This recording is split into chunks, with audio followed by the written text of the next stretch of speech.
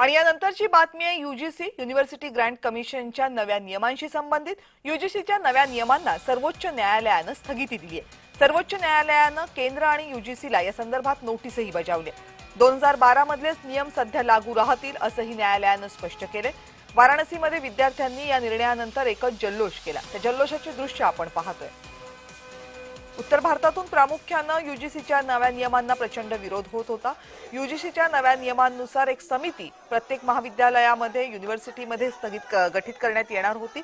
या समितीमध्ये 9 सदस्य असणार होते। यापैकी 5 सदस्य हे मागासवर्गीय समूहांमधून आलेले असणार होते, पण इतर 4 सदस्य हे नेमके कोणते असतील, ते सवर्ण असतील का, या संदर्भात कोणतीही स्पष्टता नव्हती। हे नियम म्हणजे इतर विद्यार्थ्यांवर अन्याय करणारे नियम आहेत अशी भावना होती आणि या नियमांना जोरदार विरोध केला जात होता। काय म्हटले सर्वोच्च न्यायालयाने आपल्या निर्णयामध्ये, त्यावर एक नजर टाकूया।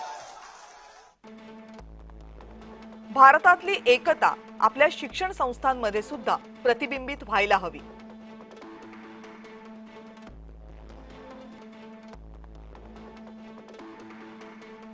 जाती विरहित समाज निर्माण करण्याच्या आपल्या उद्दिष्टांचं काय झालंय?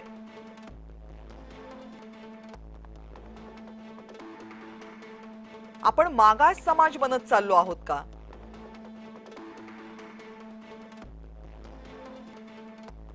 आपण अधिक मागास होऊ शकत नाही।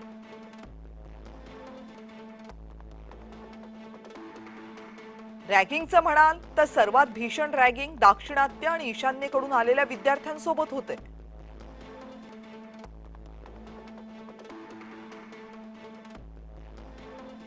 तुम्ही जातीनिहाय स्वतंत्र वसतिगृहांचा उल्लेख केलाय।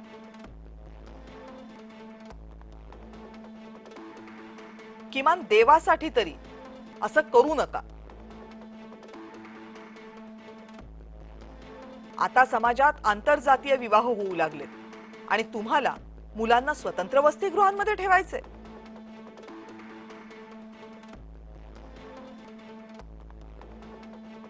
आम्ही स्वतः सुद्धा हॉस्टेलमध्ये गुण्या गोविंदाने राहिलोय।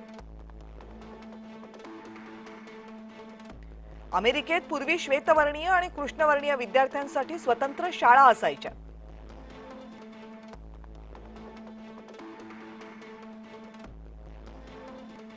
आपल्याकडे असं होणार नाही अशी आम्ही आशा करतो।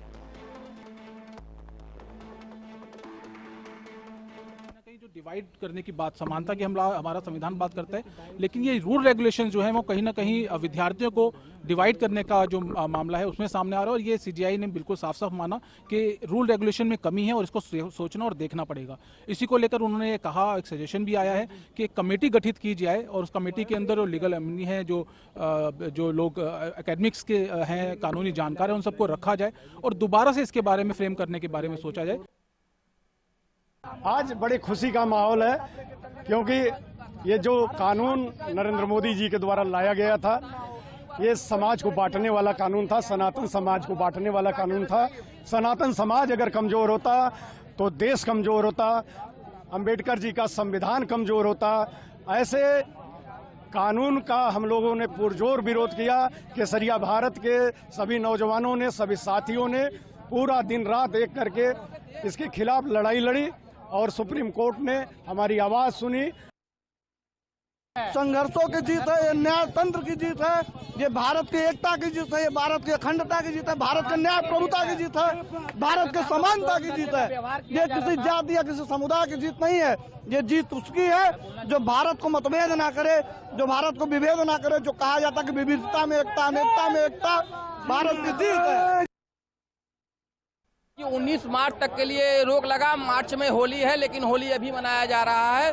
हम आभारी हैं उच्चतम न्यायालय के, हम आभारी हैं अपने बड़े भाई मृत्युंजय तिवारी जी के, जिनके पीआईएल पर 19 मार्च तक ये रोक लगा। लेकिन हम दुखी हैं कि निरंकुश प्रधानमंत्री जो कहता है कि 56 इंच का उसका सीना है, 56 घंटे धरना चला, लेकिन उसका कोई नुमाइंदा, उसका कोई प्रतिनिधि ये जानने नहीं आया कि क्या हो रहा है, क्या मांगे हैं आपकी। तो हम धन्यवाद देना चाहते हैं सुप्रीम कोर्ट को और इनको चेतावनी देना चाहते हैं कि अब पूर्ण रूप से ये कानून खत्म कर देना, वरना कुर्सी तो तुम्हारी गई, तुमको देश भी छोड़ना पड़ जाएगा। आज सुप्रीम कोर्ट ने हमारी भावनाओं को समझा है और स्टे लगा दिया है। पिछले 3 दिनों से हम लोग पूरा विश्वविद्यालय परिसर सभी बनारस के बंद कर दिए थे, परीक्षा पठन बंद कर दिया गया था, क्योंकि एक ऐसा कानून, काला कानून था जो छात्रों को आपस में बांट रहा था और विश्वविद्यालय परिसर में जातीय दंगा के बराबर ले गया था। क्योंकि विश्वविद्यालय में सभी जाति धर्म के लोग पढ़ते हैं, प्रोफेसर सभी कास्ट के थे। हमें विश्वविद्यालय के अंदर छात्रों को जाति में बांटने का प्रयास कानून था, लेकिन 19 के बाद अगर स्टे अगर फिर से वापस होगा तो फिर हम लोग बड़ा आंदोलन किया जाएगा। जब तक हमारा मुख्य मांग है कि यूजीसी एक्ट पूरी तरीके से रद्द नहीं होगा तो हमारा आंदोलन आगे भी हम लोग उग्र आंदोलन किया जाएगा। माननीय सर्वोच्च न्यायालय के इस आदेश से तो बहुत बड़ी राहत मिली है। अच्छा, हम ही को नहीं मिली है, सरकार को भी राहत मिली है। क्यों? क्योंकि न तुम हारे न हम हारे, तुम्हारी भी जय जय, हमारी भी जय जय। अब विधाता आपको सद्बुद्धि दें तो इस कानून पर आगे मत बढ़िए। माननीय सर्वोच्च न्यायालय ने देखा कि यह कानून जिसको आप कह रहे थे भेदभाव खत्म करने वाला है, वास्तव में यह भेदभाव बढ़ाने वाला था। इसलिए माननीय सर्वोच्च न्यायालय ने इस पर रोक लगा दिया और माननीय सर्वोच्च न्यायालय के इस आदेश का हम स्वागत करते हैं, सम्मान करते हैं।